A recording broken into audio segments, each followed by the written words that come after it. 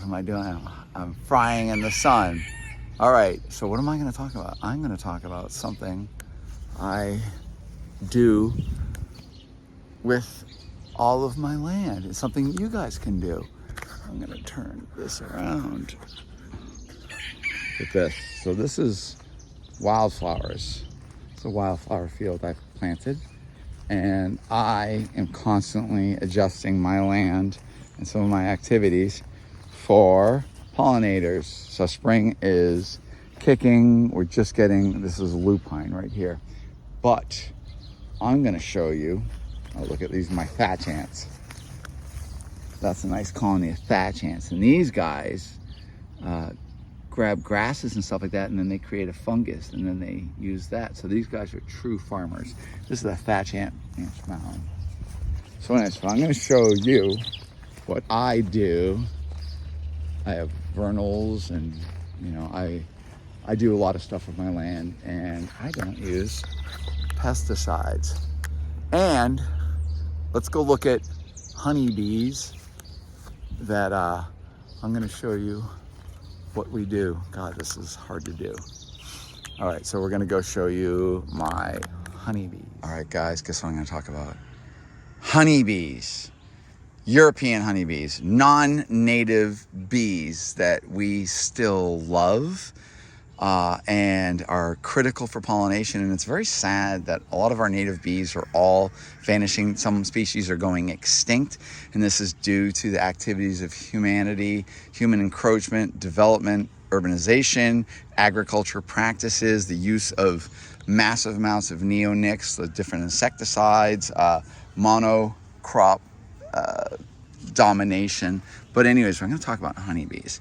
So recently I got into keeping honeybees, and I think one thing that people, you know, like, so why do you keep honeybees? Why would you actually keep honeybees? Look at this one doing this dance. Doing his dance, so cute. Why would you keep honeybees? Well, the obvious thing is, well, I like honey, so I'm just a pig. And I want to eat honey. No, that's not my reason. I'm interested in honeybees because I think everybody with a house and a yard, a very small yard, could actually set up a honeybee hive. And what you're doing is you're doing something beneficial to the landscape. So every day, humanity is taking more and more of the natural world, and we're not doing anything to even counter our footprint, our take from the environment. And I see keeping honeybees is one little thing that you can do to create this positive, like, just, it's morally and ethically, I think it's something that's excellent. And you can give back something because, let's say, you know, the pollinators such as honeybees, they're going out there, they're pollinating all sorts of flowers, they're pollinating berry crops, which are good for wild birds, they're pollinating clover and all this stuff. So they're pollinating all sorts of wild plants as well as agricultural, you know, farm type things that we eat, but they're essential. And as we continue to vanish the landscape of native bees, which are absolutely important. Remember, native bees are very specialized to pollinate certain native wildflowers for, you know, production of berries and all the different things that other animals are utilizing, and they're very specialized. So you could have one of those bees pollinating a crop, and they're way more efficient than a honeybee, and you just need more numbers of honeybees. But honeybees are critical. And there's one thing I think what we will notice is when we keep things, let's say like fish. When we keep fish, we are watching the behaviors of the fish and the movement of the fish. And this is a soothing behavior to us. We're doing this, like, there's something we lose ourselves in this, and we lose ourselves in just the simplicity of these motions and what are they doing. Like, we can just sit here and watch this bee. He's doing it all. She's doing it all. And it's very good for your mind. It's very soothing. So you could keep honeybees because you want honeycomb and you want honey, or you can keep it with those things and the fact that you are just fascinated by these little guys. And that's where I really am at. It's not so much the honey or the honeycomb, but I'm fascinated by watching the day-to-day of these bees. So let's give you a crash course in beekeeping. So what would be some of the first things for keeping bees? Well, you need to get a hive. And hives are readily available on Amazon. Choosing which one is the best one, and all that comes up to just what you like. I went with Bee Castle, and so we have a base which has an entranceway, and you can control the size of that base. This is a Super Max, and then that's a smaller frame. And in this Max, we hold all the brood area for bees. So if I went over here and looked, this is a Max frame, and there's 10 of these frames in there. And that plastic, this is the start where honeybees are going to make brood chambers. So brood chambers is the chamber where the queen's going to lay her eggs, up to 1,700 a day, mind you. And they're going to lay their eggs once the workers come in here and they hit this with a bunch of wax. So they're going to make chambers out of wax. And a great way to produce a lot of wax is to feed these guys a sugar water solution, and very, very syrupy, 1-to-1 or 2-to-1, depending on who's telling you what. And that gives a lot of these bees the energy to create wax. And so then they create this chamber made of wax, and then the queen, once the chamber is big enough, the queen will go around and lay a single egg in each one. And at that point, it's an egg. And the life cycle is 21 days from egg to new worker bee. So the first thing to do, she lays her egg in that chamber, and it takes several days to hatch. Then it becomes a larva. At that point, that larva is being fed by the other worker bees in the hive. It's being fed a nectar and pollen mix, which is called bee bread. And the pollen is one of the chief sources of the protein that these guys get. And these guys are carrying in protein, which is essentially is pollen on their legs, because they got these little baskets on the back legs.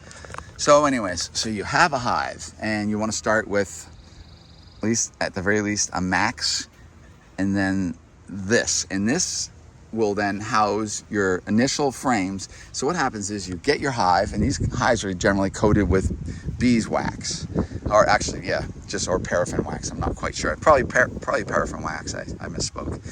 And then you set them up in a sunny area where they're safe. You know, you want to worry about predators. Predators can be anything from a mouse, other hornets, other bees even will come in and try to steal honey. You start little fights. But you want to watch out for bears, because a bear will come over here and can attack your hive, going for the honey and all that. And you set up in a nice sunny spot, and with like a south to southeastern. So if you do southeastern, the bees will heat up early in the morning, and they will come out and do their thing. So once you find a good place for your hive, you then want to go get yourself a race of honeybees that are good honey manufacturers, plus they're also not too aggressive. And what you're going to do is generally you're going to start out with the starter colony, which there's farms like down in Georgia, down south, where they have lots of queens, and then they give you a bunch of workers. So generally what is this? In this case, it's 3 pounds of workers and then a queen. And the queen comes in a little box. Let's see if I even have that little box around here. This is what the bees come in. So the bees will come in this, and then there's a feeder, which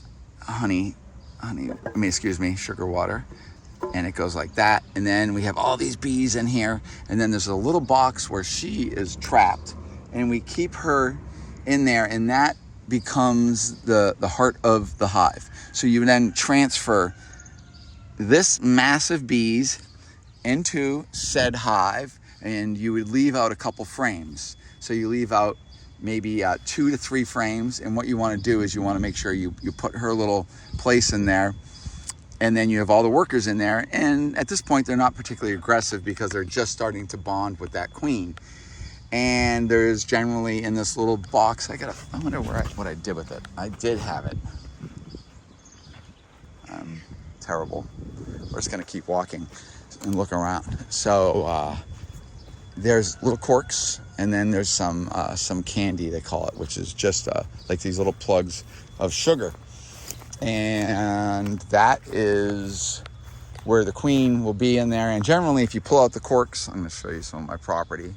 You pull out the corks, and then they will eat their way through the candy, and then the queen can come out. So once she goes out into the colony, you now have an active functioning colony. It'll take several days at the very least, if everything's good, for your bees to begin to forage successfully. So the first thing is you put your bees in there, you put your queen in there, shut up your hive, and you create a small opening, and then you can do this sugar water, and this is a bee feeder. So when they're first happening, you can use a sugar water solution, and then you're going to spray inside there. You're going to do all this because they're going to drink like crazy. So sugar water is the primary source of energy for these guys. So they're going to start drinking that. We really want to fill their stomachs because you have all these different workers in there. And the first thing that we want to get going for it to be a functional beehive is to get the bees out. And they need to be at least 55 degrees as ambient temperature before they become really active and successful to go out.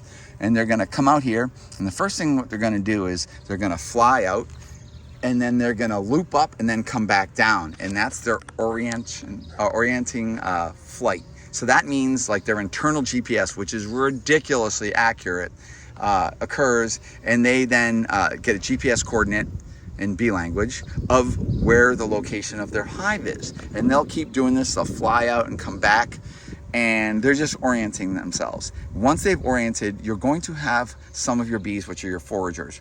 And those foragers are about 4 to 6 weeks old. So 6 weeks is pretty much the end of the life stage for a normal summertime. For a normal summertime female worker bee is 6 weeks. My phone just died. It was too hot in the sun. I'm just sitting here. So all the worker bees are females. The only males in the hive are going to be drones, and you can tell the difference between those. They have bigger eyes. They lend no aid to the functioning of the hive other than take, and then they will leave during the day often, and they'll do these little nuptial flights, which means they're flying way up in the sky, and they're all locating in some place where they are looking for a female unfertilized queen. And so back to the queen. Let's think about the queen. So the queen that you get, she's already been fertilized by one or more male bees, and after the male drone breeds her, the male dies because his reproductive parts get torn off. So it's all the sacrifice for reproduction. But that one female can breed with multiple different males, and then she retains sperm, much like snakes and reptiles. She retains the sperm, and then that sperm can allow her to lay eggs for up to 5 years. She could live 5 years of her life. And I did kind of read that if there was not enough sperm, the female can actually leave the hive and then do a flight and then come back to it. So, this is what I'm being told. So the one thing is there's so much information out there on the internet you can glean all this information. I'm just going to give you my version of things. I'm pretty intuitive with animals, so I think it might go over to honeybees, but I'm just trying to get us, started. So anyways, so we have a feeder, and this initially is going to give them a lot of nectar substitute, and they're going to drink a lot of that. And then they're going to take that and they're going to start putting it into the hive, and those are going to go into cells. Those are nectar cells, and those will tend to be kind of like high fructose corn syrup junk. And that's not going to be the best honey. So what's going to happen is they're going to go into those cells, they're going to put in all this nectar gel, and then that's going to start accumulating food supplies for new brood and whatever. Then the next thing, these bees are going to leave. They're going to go find flowering plants, shrubs, trees, whatever, and they're going to start gathering a lot of pollen. And they're gonna, these right now, we're looking at bees with no pollen on them whatsoever. We have a lot of bees out right now, and what they're gonna do is they're gonna find a good food source, a good pollen source. They can fly like 2 miles away and come back, and they're going to tell the other bees all about it. And they're going to come back, and they have a very set language that they communicate with wiggles and wags, and it's just awesome watching them do that.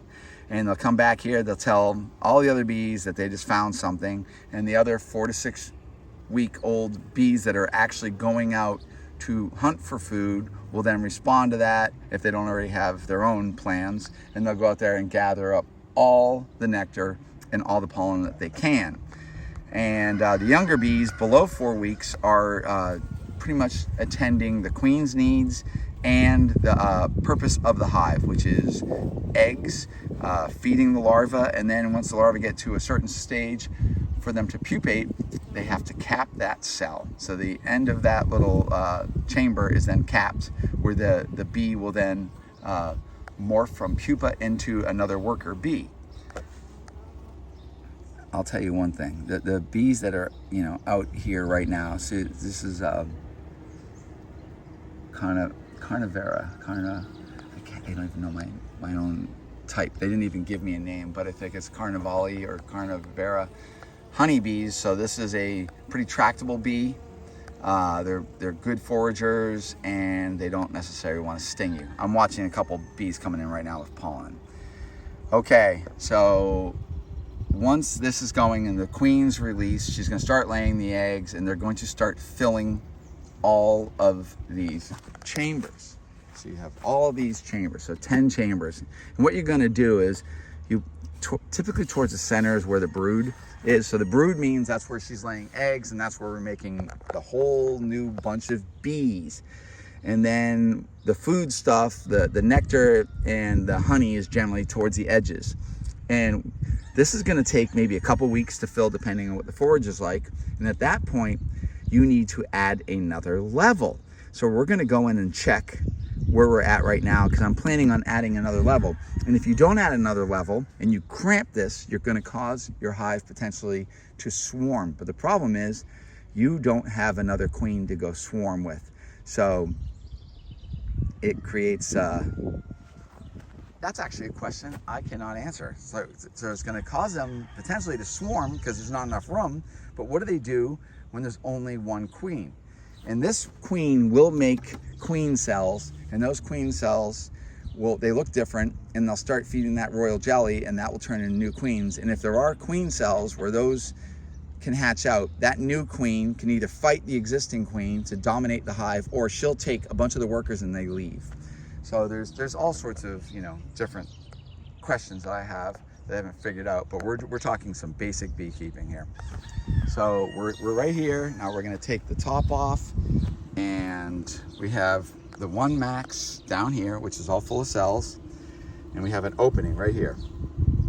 And look at this. This is a simple bee waterer, and I just take this and I punch a couple little holes like the size of fork holes, and you put your 1-to-1 sugar ratio in there. You can boil your water, put your sugar in there, and then you will take a couple pieces of something to put it where it's not sitting on the ground. And what this is going to do is it's going to form a vacuum. It's going to displace a bunch of that nectar, and then it's going to stop, and then the bees can go to it and they can drink from it. And then we have the lid on it. So what we're going to do now is we're going to remove, at one point I had like 3 feeders going, but now that they're finding all sorts of forage, they're not really needing that. So we're going to take this off and see what's going on, and I'm going to add another super. So you'll find that bees are generally quite passive, and especially if you behave yourself and you follow, you just don't act fearful, act confident, flow, be slow and thoughtful, and that's your best chance not to get stung.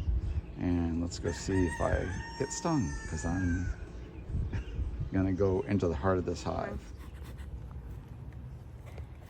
Okay, so we're gonna go into this super. So the first thing is we use this empty frame so we can locate food. So I just showed you how we put our sugar water here, and this creates an area where the bees can come and they can feed without being disturbed.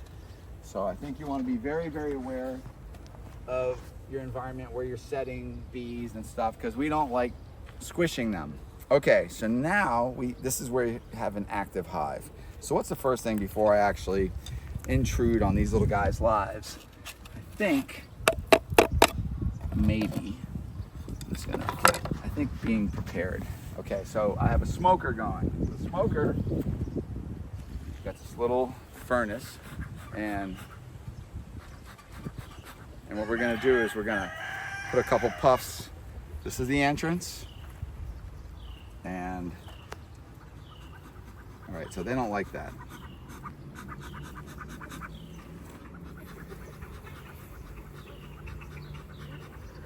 Yeah, so they don't like that at all. So we're gonna go in and visit what's going on. Should I wear my protective gear? So right off the bat, guys, I'm wearing black. That's a no-no, I guess. So what I expect right now, this top, which goes onto this max, is going to be kind of glued on a little bit. So what you do is you kind of twist,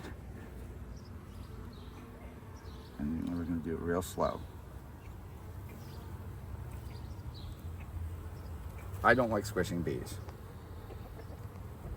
Okay, so we can take this,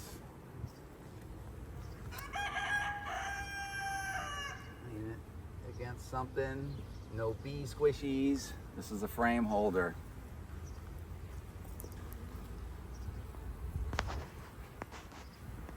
All right, let's see how stupid I am.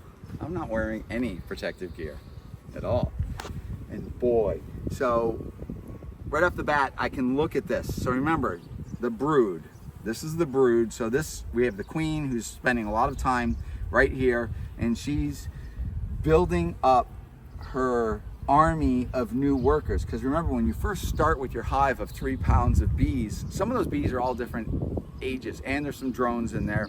So some of those bees might be towards the end of their life, and those are the 4 to 6 week foragers that are going to leave and come back, but their wings wear out and all that. So she immediately needs to create more workers. So that's occurring right here. So if I look at one of these, I probably should smoke you guys a little bit. I know it'd make a better thing for people to witness me getting stung. Let's see. All right, so I'll show you. Okay. So, okay, this is telling us where we're at. So right now there's a bunch of stuff going on here. There's brood, but they haven't had enough resources or time to actually spend on putting new comb on here. So this right off the bat tells me this has a little bit of time before we have to worry. So I can put this very carefully back. And if you notice, I'm kind of just moving slow, not doing anything too crazy.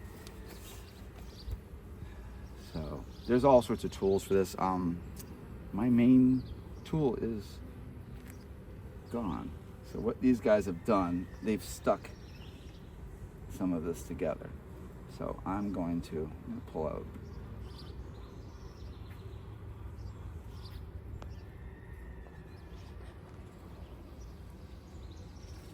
All right, so there's new honeycomb.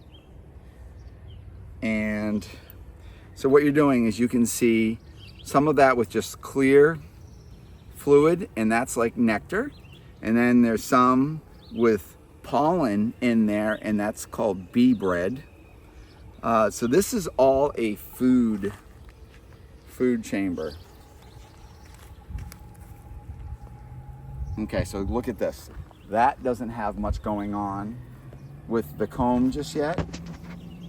And as time goes on, they're going to fill that. Everything looks really, really good. And you can see how passive they are. So be careful. Slow. Slow and steady wins the race.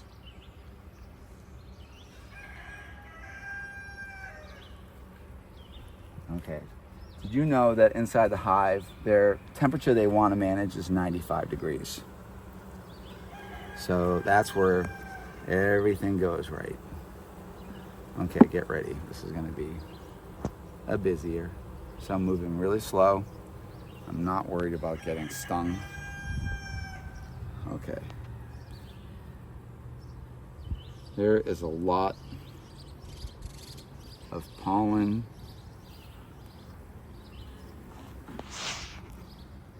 No queen on this. The queen has a longer body. So this hive is only a few weeks old. So we don't even have our mass of new bees coming out just yet.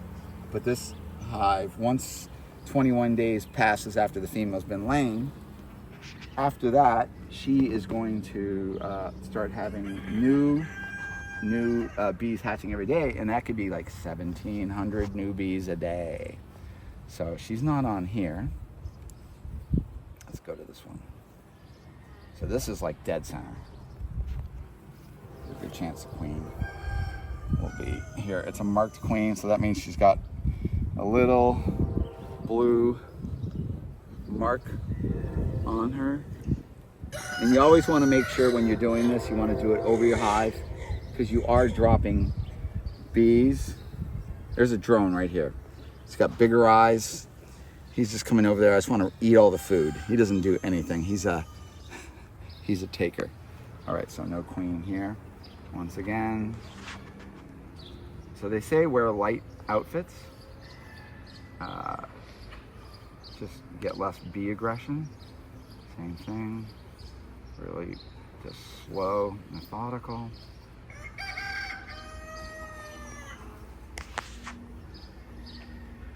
It would be nice to see the queen, but I am not, because she's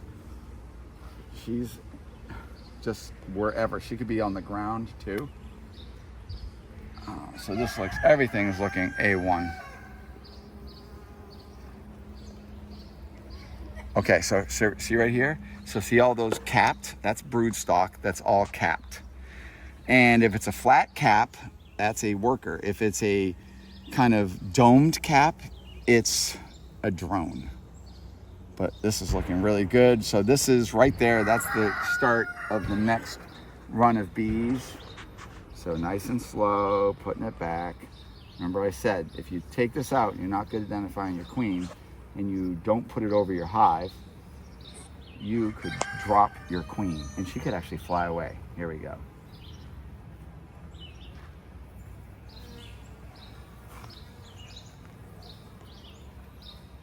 So generally what we do is we want to put the cap on the next max.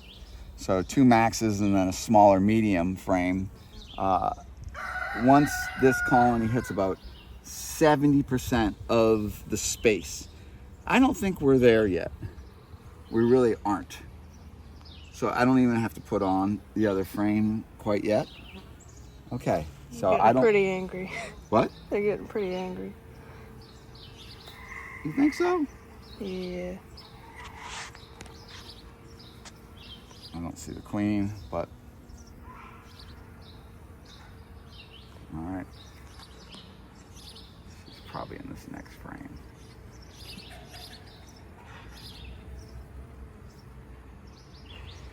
I don't think they're angry because they know.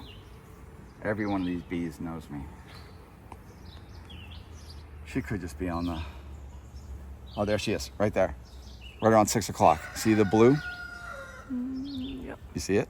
So right about 6:30. All right, so she is most important. So you get that though? Yep. Nice and good. Zoom in. So she has a longer abdomen. So everything is looking absolutely great. So she's just going around and she's laying her eggs and all that. Okay, what's the next thing? So I'm gonna put this top back on. So another thing I can do, I can feed this hive. And where is my bee pond? We can stop right there. All right, guys, so the next thing after I've inspected everything, now I know that I don't need to put the super on just yet. I probably have another 3 or 4 days. And I just put on a pollen patty. So it's this cake with a lot of pollen in here and sugar and different enzymes, because we really care about the gut flora of these guys. And we really want to keep the bees as low stress as possible, make life easy for them. So we're providing lots of nutrition, sustenance available, because the more food they have, the stronger they are and the better the immune response is. And remember, one of the big things that is taking out honeybee hives, where people are trying to be beekeepers, maybe they don't understand the basics, but probably more often it would probably be things like disease, varroa mites. So it's the varroa destructors is a nasty mite.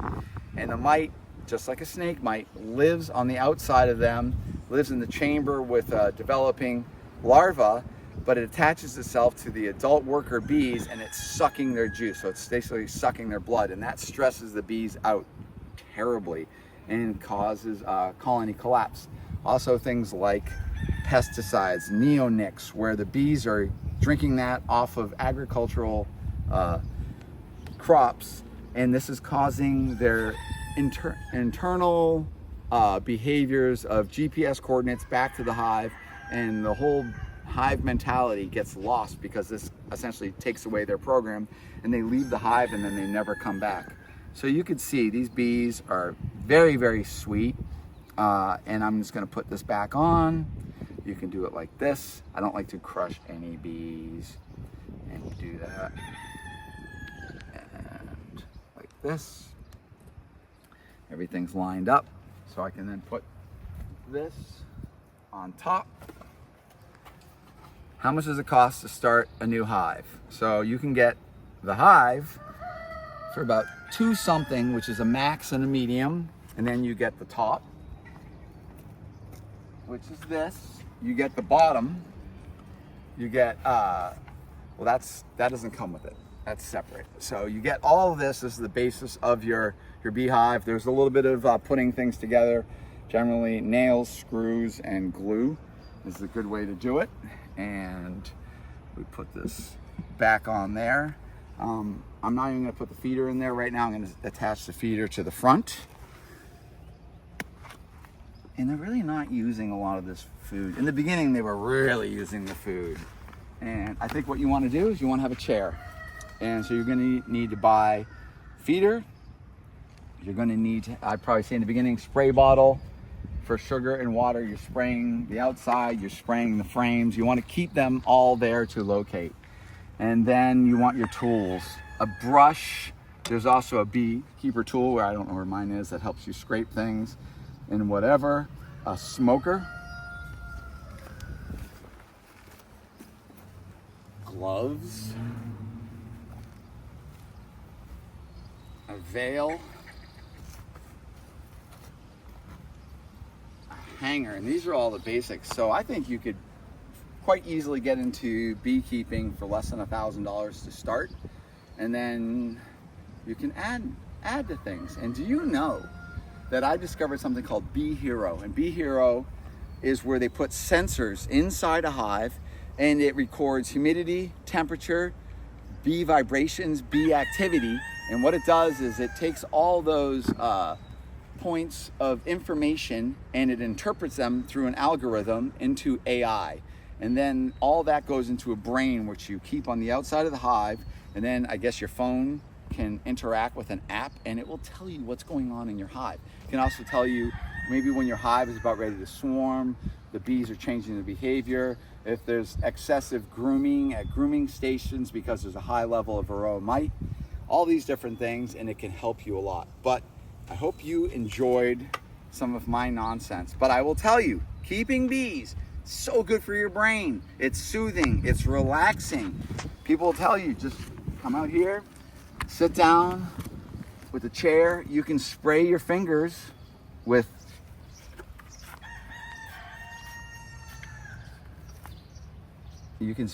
your hand, and these guys will come out and they'll just start crawling all over your hand. They do not want to sting. Remember, these are your bees. You're responsible for them. Their welfare is dependent on you. So you need to protect them, but you will get a lot back.